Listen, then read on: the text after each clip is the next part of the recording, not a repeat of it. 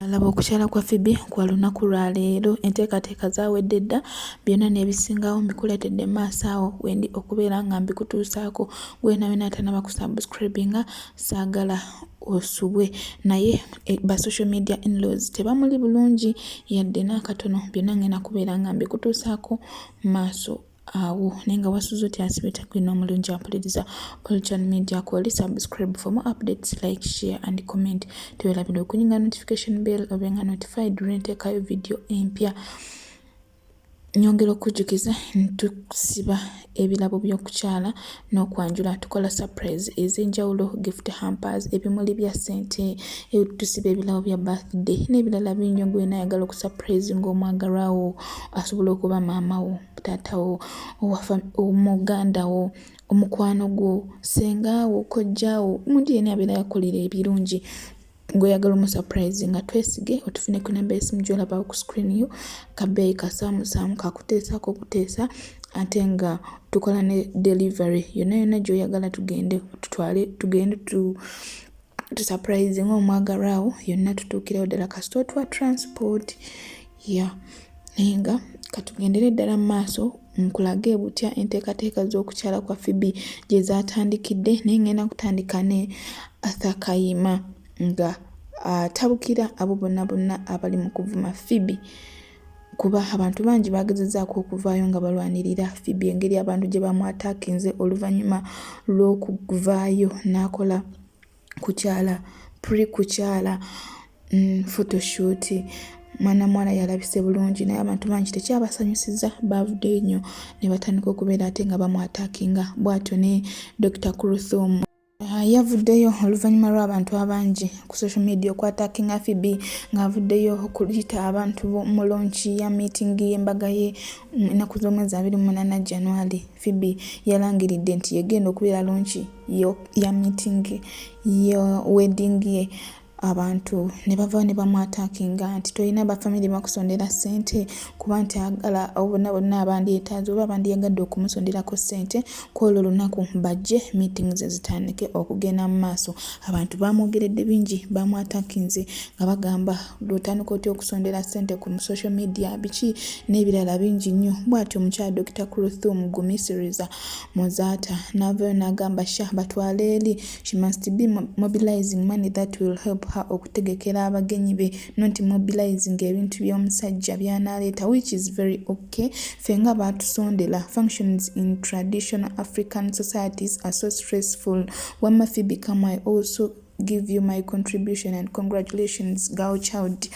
N'avaayo bambi bw'atyo n'amuzzaamu amaanyi naye abantu babadde bamuvuma bagamba ogenda kusonda ssente ogenda kwewasa ogenda kwegulira bintu essente z'osonda omusajja zagenda okuwasaamu. Mukyala n'avaayo n'amuzzaamu amaanyi ate naye n'amuwa contribution ye ku mukolo gwe ogw'embaga. Nyongera okujjukiza nti ku lunaku olw'okwanjula gigenda okuba emikolo ng'etaano kati katandika butandisi era yagambye bino ebifaananyi bye yatadde kiggula luggi katandika butandisi gigenda kubeera emikolo etaano nga kwe kuli ogwawedde ogwa kukyala photoshoot okukyala okulunaku olwaleero embaga kugenda kubeerako bridal shower kugenda kubeerayo okwanjula kwegamba byonna ogenda kubeera ate nga n'akalala ku lunaku olw'okwanjula omwami we agenda kumutonera ekirabo kya mmotoka. Bw'atanaba kusubscribinga mukwano simanyi kyoliko ate nga saagala osubwe step yaddeemu byonna ngenda kubeera nga mbikutuusaako wano ku Olchan Media.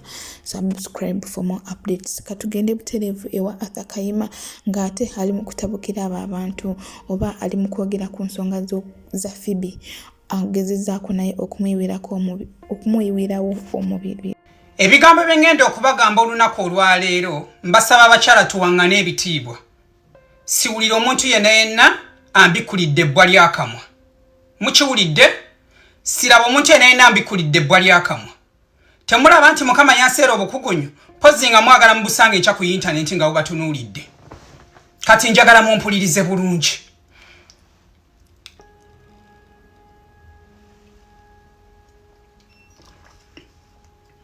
Omwana Pheobe keki kye yabakola.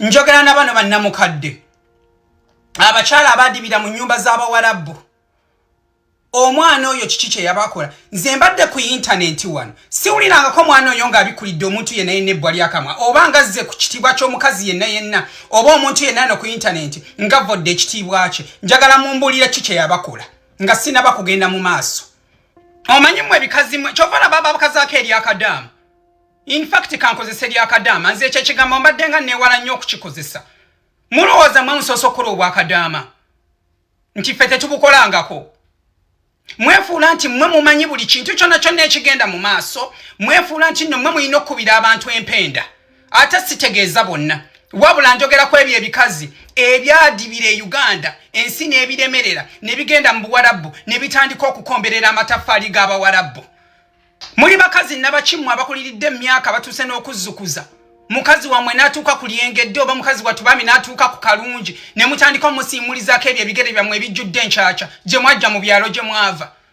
bazadde bammwe ne bakwata bambi ne balima emisiri gy'akasooli ne balima emisiri gy'obukopa emisiri gya lumonde abatwale mu masomero musome bwe mwatuuka eyo ne mutandika kwekuba ttepo n'abalenzi emisomo ne gibalemerera mwawakankula mbuto mumaze okufuna embuto obusajja buzeeganye ensi bakubyekubye kibooko ne mukwate kono emugenda mu bwakadaama okitegera bwe mutuuse olw'okubanga muli Ethiopia mutuuse mu bwakadaama mulabidde ddala nti ensi mwagituukako dda mugenda kutandika kubajjula ku buli muntu gwe mulabye n'atabakwatako ne gwe mwandibadde muyigirako ng'omwana Pheobe. Kati waliwo ekintu kye njagala mukkirize nti omwana Pheobe yafunye mwana munne bwe benkana emyaka mulenzi muto mulenzi mulungi kaalaala mumyufu langi emulinga yange agenda mwanjule mu bakadde be bamukkirize amukuba empeta kakati mmwe mulina n'emikwano ezisobola okubalimba bridal shower kubanga n'emikwano gye nnyinyi gye mulina mubeera wano ku internet nga mwasama bwasami okitegeera tewali asobola kubalimba bridal shower emikwano gye mulina mpata kunyazi kutta ebisubi nti amazi gatwala abantu balinga mmwe era mugenda kusigala era obulamu bwammwe bugenda kugenda mu maaso nga mmwe okutuuka ku ntikko mulina genda mu buliri ne mutandika okutigiinya nambaale wammwe ne mutigiinya ebijanjaalo musobole okutuuka ku ntikko oba okugenda okwekuba empiira kyekibaluma omukazi ategeera mwenna muli bannamukadde muzadde abaana mutuuse n'okuzzukuza odde ku mwana wa munne otandike okumuvuma nga bw'ali nabbijo mwe abalungi bakalala nga ndamudibidde mu nnyumba z'Abawarabu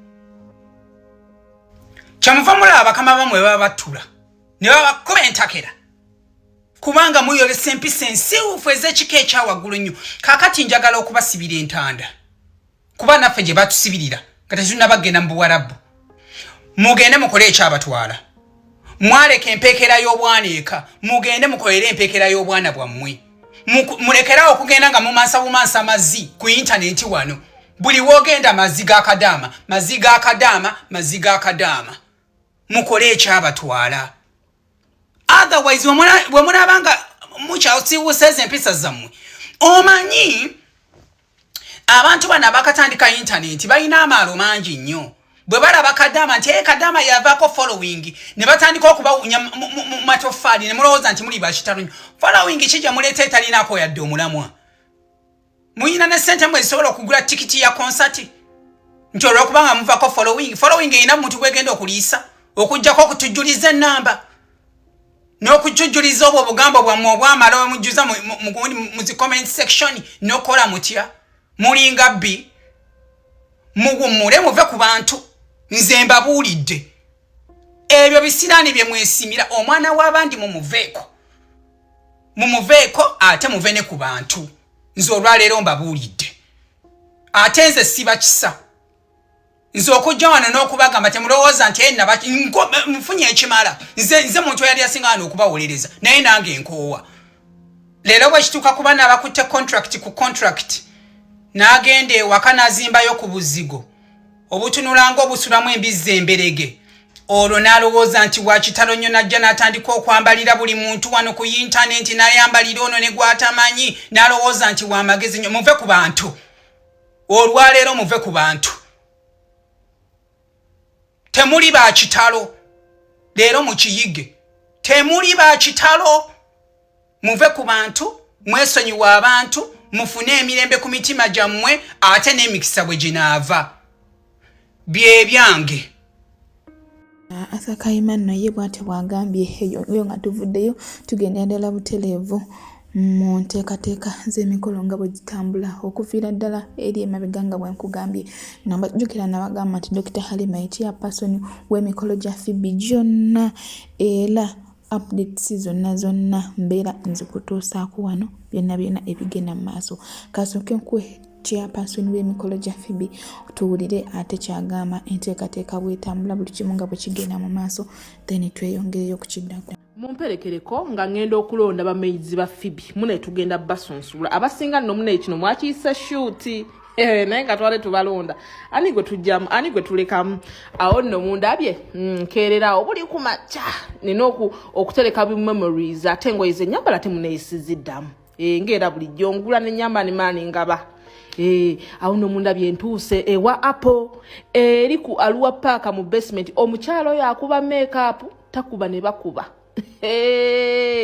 Munange ntuuse nze nasooseewo nasanzeewo Asha Blessing omuyimbi ne mune tayagala nnyo kamera yaŋŋamye nze tonkwata mune ate ne snappinga Posha munaye nayingirawo.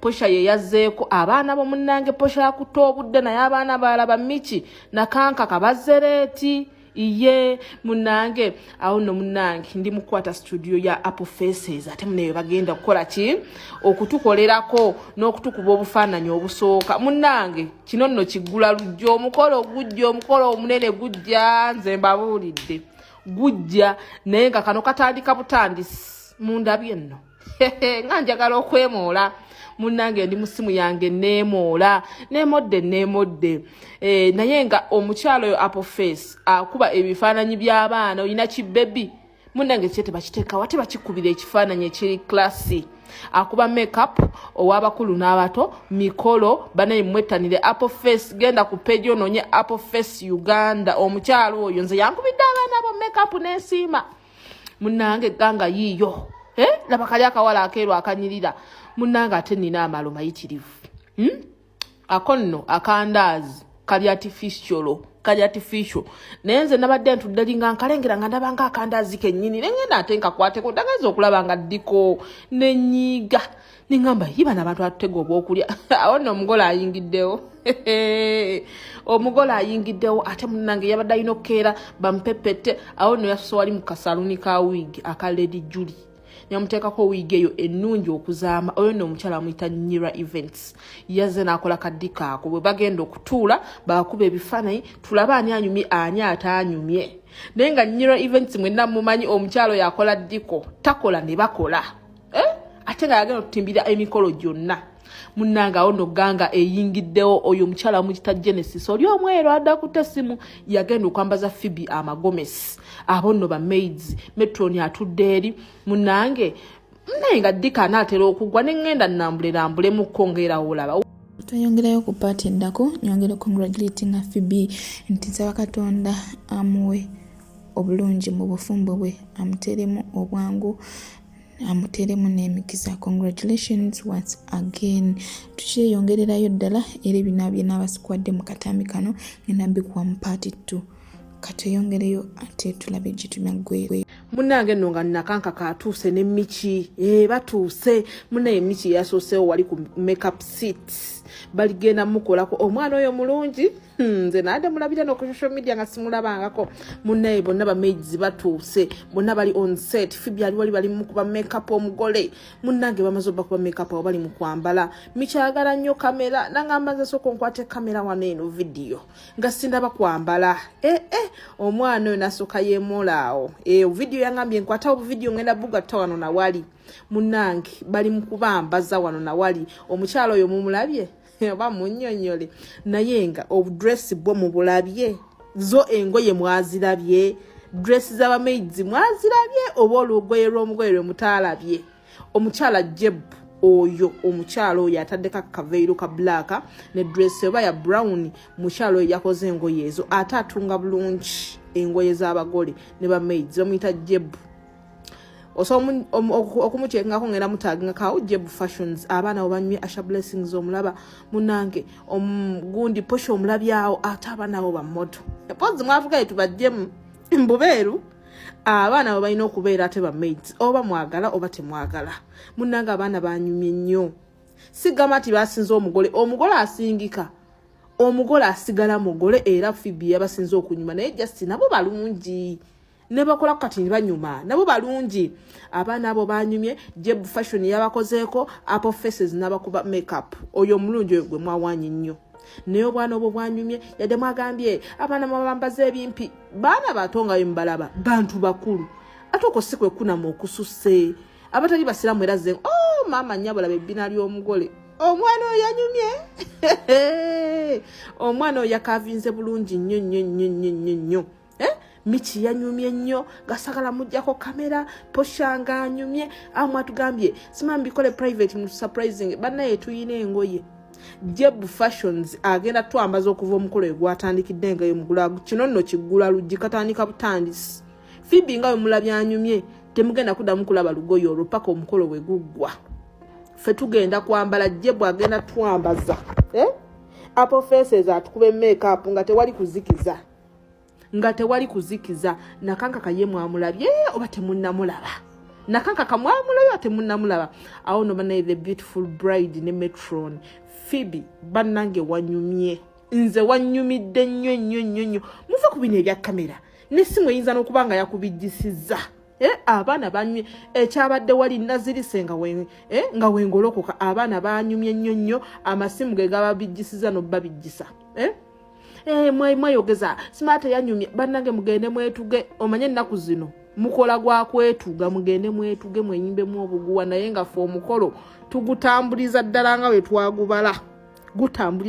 twagubala awo nomune bali mu batereza okugulu kusimbe bwoti katikola bwoti modelingako bwoti omukyalo oyo Jebu Fashions bannange yabakozeeko Jebu yabatungidde engoye ennungi n'abalondera akakala akalungi obuwala bo abaana abo tebasinze Pheobe kunyuma naye wabula bo balungi Pheobe yanyumye omugole asigala mugole nakankaka bannange nakankaka you so beautiful my dear posha oli mulungi nnyo laba naye mishi bulijjo omulabira nno ku ssimu naye omwana oyo mulungi atayina empisa naye nga beautiful bride bannange yatuuse n'akaaba n'okukaaba bannange kino nali sikisuubira bannange mwebale kumbeererawo naye nga wanyumye nnyo Jebu Fashion thank you simanyi ngeri yakwebazaamu naye nga tweyanziza awo nno kati mwenno mwe muli mu paati emu naye tulinayo paati ya gundi eyaki ey'ebinigeria mugenda kwogera kyate nga mulabe ku ngoye z'ebinigeria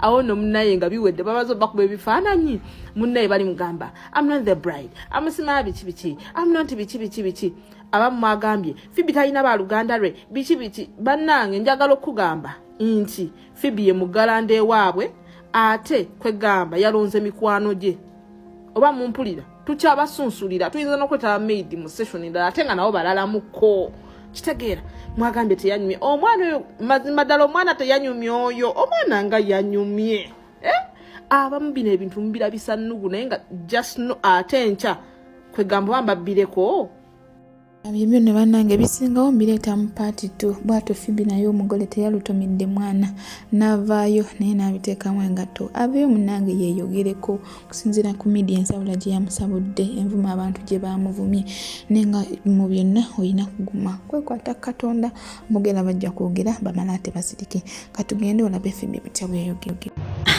ejjo nakulabidde kadama waawo amagezi ng'atudde mu kiyumba ali ku live mama kadama wa magezi olugaya wale talina dwana tewanyumye kakati ate omuwala gwe abalemi okujjako ku ntebe mukyekera ki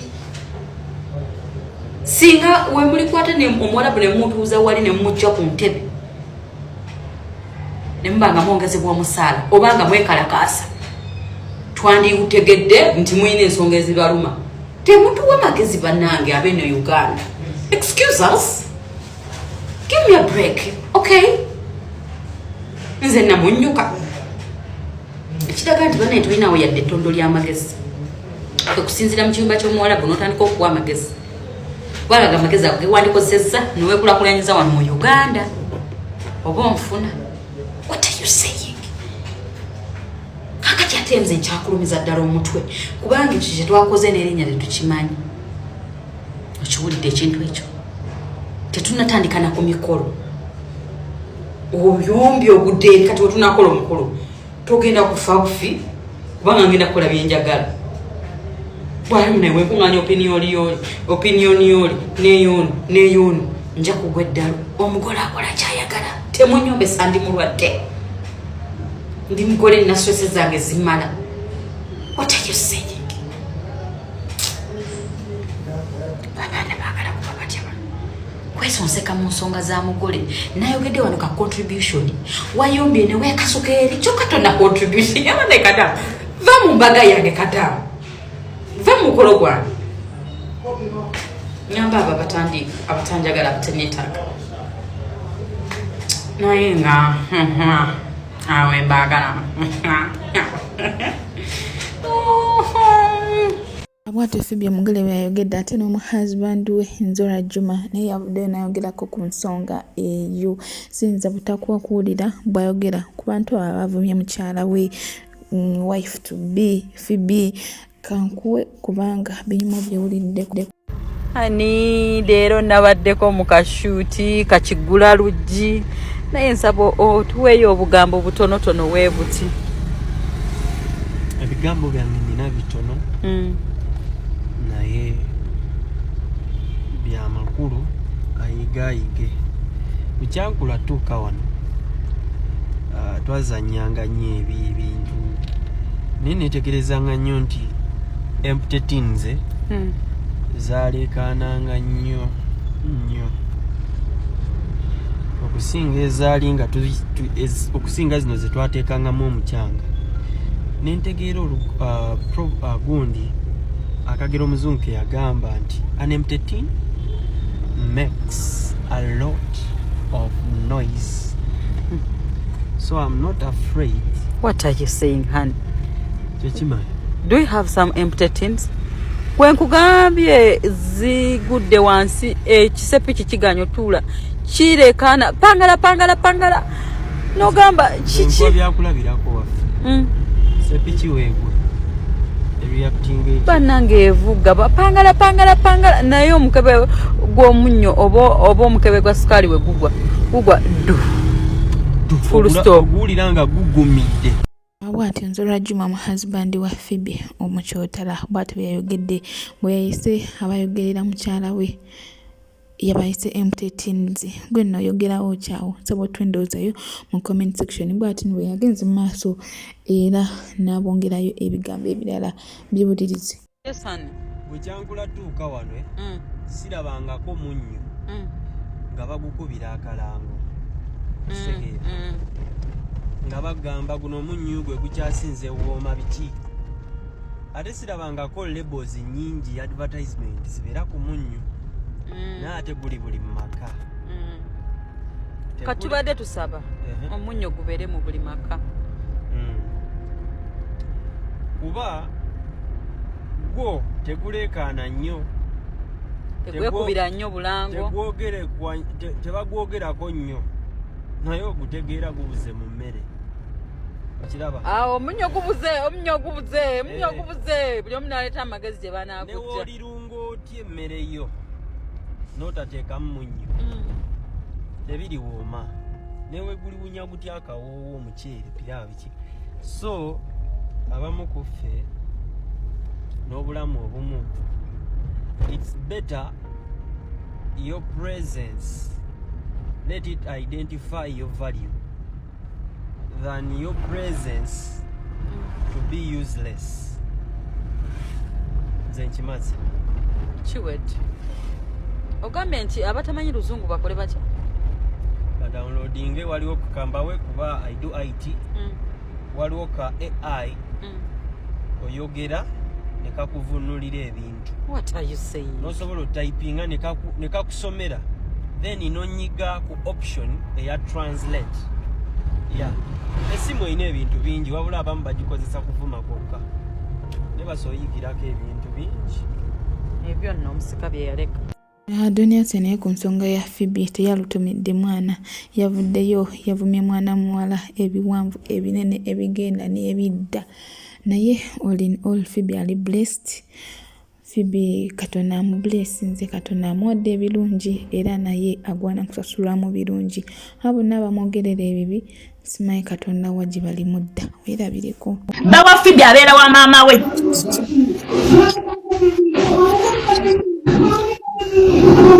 Sooka oleke mwanyinaze.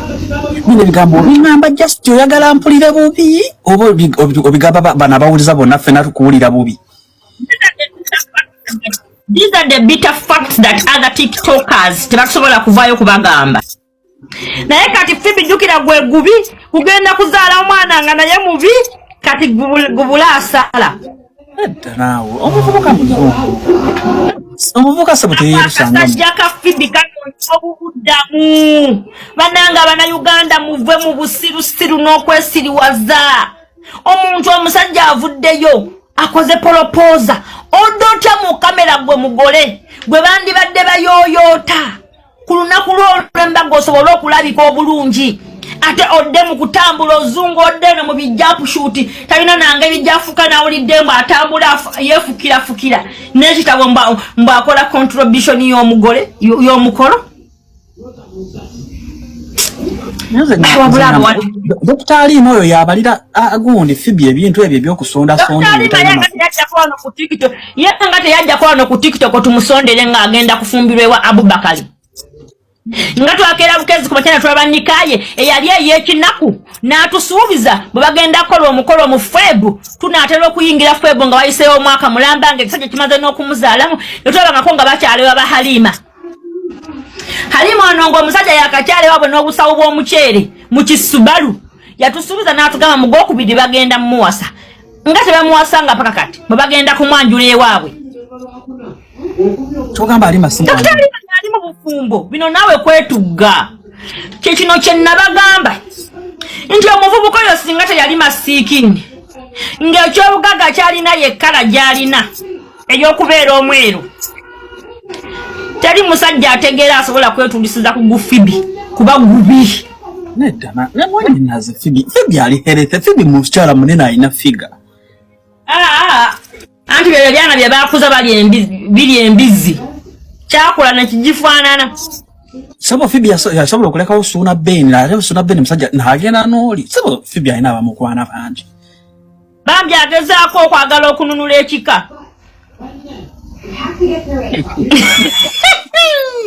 Oba Pheobe bw'anaazaala mu Juma Nzoli omwana n'abeera omweru nga Mukama asaasidde by'omwana yekka agenda okubeera omulungi mu kika ky'aba Pheobe kyanoonya teri kirala. Kyova olaba ali ku bunkenke ayagala kusondasonda omukolo ayagala kukola buli kimu ate kati mwana gwe agangudde mu matu mbwe buli kasente kasondawo ng'agulirako ewa Nazaalawe ekyokulya. Jjukira Nazaalawe be bano wakyota shida abawalabu bano ababeera mu mayumba abatayagala kukola ate nga baavu balunkupe yagula kati emmere ewa Nazaalawe. Our future kyeriwo like seriously. Kyogamba Pheobe anoonya lulyo anoonya mwana mweru ng'owa Dr. Alima. Ali Dr. Alima tugamba omwana we mufumbe. Ewaabwe bamugamba mbu tukoye okulaba abazzukulu abalinga amazike ayagala kununula ekika. Naguja ebigambo byayogedde olemwa kyokka nga kisinga okwewuunyisa naye mukyala mukulu mukyala muzadde alina omwana omuwala naye oba abazadde abamu boogera ebigambo bye boogera nga balowoozaako ku future y'abaana baabwe nga balowoozaako nti n'abaana bye balina ebyo bayinza okubibakola mu maaso naye nga nsaba Katonda abasaasire Pheobe nsaba Katonda amuteeremu obwangu mu buli lugendo lw'atandika ate nyongera okubajjukiza nti Pheobe is blessed. Nyongera okujjukiza nti tusiba ebirabo ebyokukyala n'okwanjula tukola surprises gift hampers tusiba ebirabo bya birthday gwe naagala okusurprise ng'omwagalwa asobola okuba maama wo taata wo muganda wo ssenga wo kojjaawo mukwano gwo yenna yakolera ebirungi tuba surprise nga bulungi nnyo mu buli ngeri yonna gy'obeera oyagadde kasente akasaamusaamu ebbeeyi tuteesaako nteese bayakuteesa ate ntukola ne delivery yonna gy'oba oyagala tukutwalire ebirabo byo oba surprise yo tugikolako bulungi nnyo ddala kasita otuwa transport. Nyongera okujjukisa nti kyali ku channel media, subscribe for more updates, like, share and comment. Weerabira okunyonga notification bell obenga notified buli ntekawo video empya.